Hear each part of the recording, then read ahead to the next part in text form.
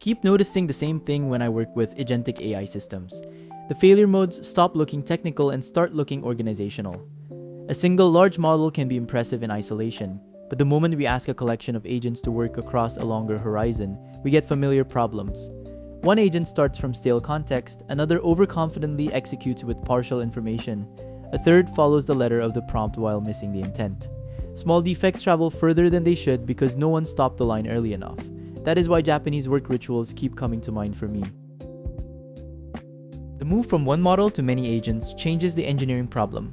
With a single model, most of the challenge is prompt quality, tool design, and local correctness. With a multi-agent system, the harder question is no longer only what each agent can do. It is how well the system maintains shared state, preserves instructions, routes work, checks intent, and recovers from error. That is an organizational question.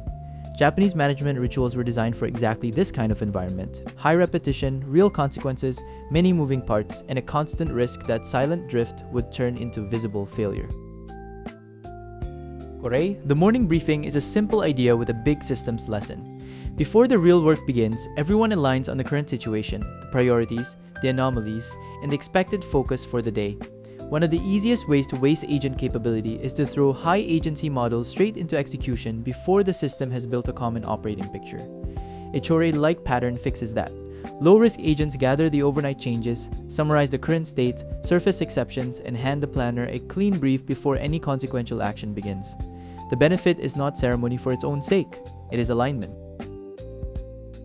Radio Taiso looks even more modest on the surface. It is a short readiness routine, but readiness routines matter because systems behave differently when they start cold.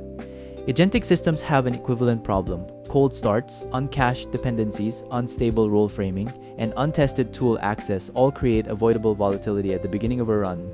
A Radio Taiso mindset suggests warm-up loops on purpose, run a harmless diagnostic call, confirm the tool schema is reachable, force the model to restate its role before the real task. Let the system do a few low-stakes repetitions before it touches the live problem. Another part of Japanese organizational culture that feels deeply relevant is the repetition of principles.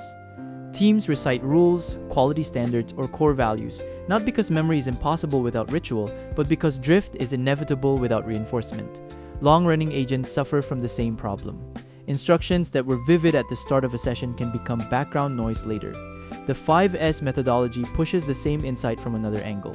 Sort what matters, set it in order, clean out stale context, standardize what gets carried forward, sustain the discipline over time. The benefit is not only lower token usage, it is better reasoning. The ritual that feels most obviously mapped to AI safety is Shisa Kanko, pointing and calling. The brilliance of that ritual is that it interrupts autopilot.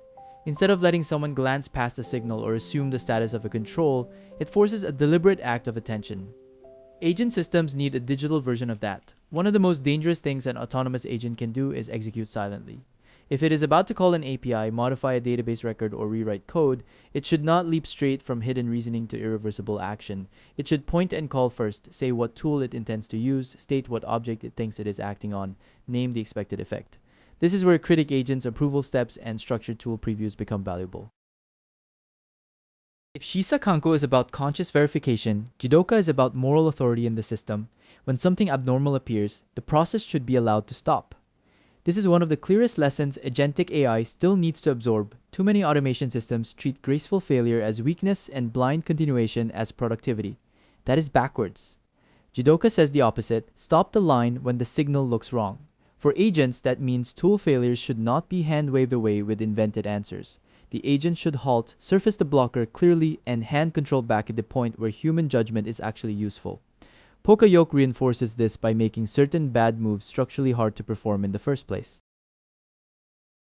What I find most compelling about this whole comparison is that it does not end at control. It ends at service and learning. Kaizen is continuous improvement, not a heroic rewrite, but a steady reduction of waste, friction, and repeat mistakes. That is almost exactly how the best agentic systems should evolve. Omotenashi adds another dimension. Good hospitality is anticipatory. It removes friction before the user has to ask. The most useful agentic systems will not just react faster to explicit commands. They will recognize where preparation, summarization, scheduling, or preemptive cleanup can make the human's real work easier. The benefit when it works is powerful. Systems that become easier collaborators over time. What I take from all of this is not that AI teams should imitate another culture superficially. The deeper lesson is that coordination problems have patterns. Japanese work rituals are useful here because they make those patterns visible. Chorei shows how much better systems work when they begin with shared state. Radio Taiso reminds us that readiness deserves its own phase.